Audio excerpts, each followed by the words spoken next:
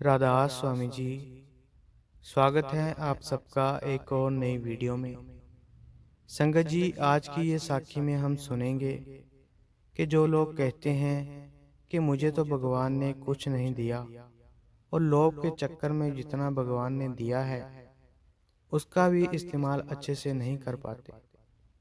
ये साखी इसी विषय के ऊपर है। साखी को पूरा जरूर सुनिएगा। एक बार की बात है, एक गांव में दो किसान रहते थे। दोनों बहुत गरीब थे। दोनों के पास थोड़ी थोड़ी जमीन थी। दोनों उसमें ही मेहनत करके अपना और अपने परिवार का गुजारा चलाते थे। कुछ समय बाद दोनों की एक ही दिन मृत्यु हो गई। यमराज दोनों को ही भगवान के पास ले गए। भगवान ने उन्हें देखकर कहा, अब तुम्हें क्या चाहिए? तुम्हारे इस जीवन में क्या कमी थी? अब मैं तुम्हें क्या बनाकर इस संसार में भेजूं? भगवान की बात सुनकर एक किसान बड़े गुस्से से बोला कि भगवान, आपने मुझे इस जन्म में बहुत बुरी जिंदगी दी थी। आपने कुछ भी नहीं दिया था मुझे। पूरी जिंदगी बैल की तरह खेतों में काम किया है मैंने। जो कुछ कमाया बस पेट भरने में ही लगा दिया। ना ही मैं अच्छे कपड़े पहन पाया और ना ही अपने परिवार को अच्छा खाना खिला पाया। देखो कैसी जानवरों जैसी जिंदगी जी है मैंने। उसकी बात सुनकर भगवान थोड़ी देर मौन रहे। फिर भगवान ने पूछा, अब क्या चाहते हो तुम? इस जन्म में तुम्हें क्या बनाऊं?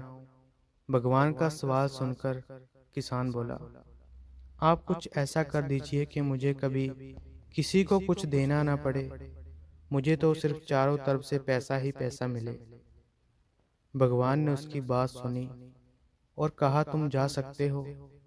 मैं तुम्हें ऐसा ही जीवन दूंगा जैसा तुमने मांगा है। उसके जाने के बाद भगवान ने दूसरे किसान से पूछा कि तुम बताओ, तुम्हें क्या बनना है? तुम्हारे जीवन में क्या कमी थी और तुम क्या चाहते हो?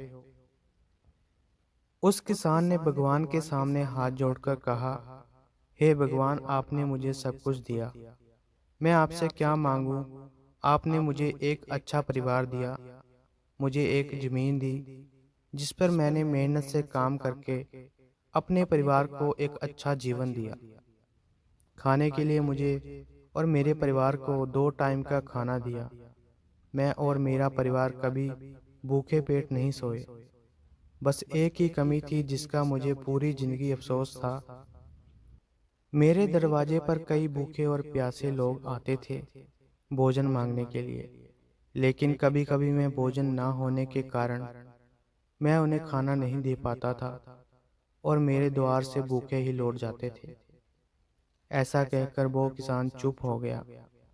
भगवान ने उसकी बात सुनकर पूछा, तो अब क्या चाहते हो? किसान ने हाथ जोड़कर बेनती करते हुए कहा, हे प्रभु, आप कुछ ऐसा कर दो कि मेरे द्वार से कभी कोई भूखा प्यासा ना जाए। भगवान ने कहा, तुम जाओ, तुम्हारे द्वार से कभी कोई भूखा नहीं जाएगा। फिर दोनों का पुनर्जन्म एक ही गांव में हुआ। फिर वे बड़े हुए।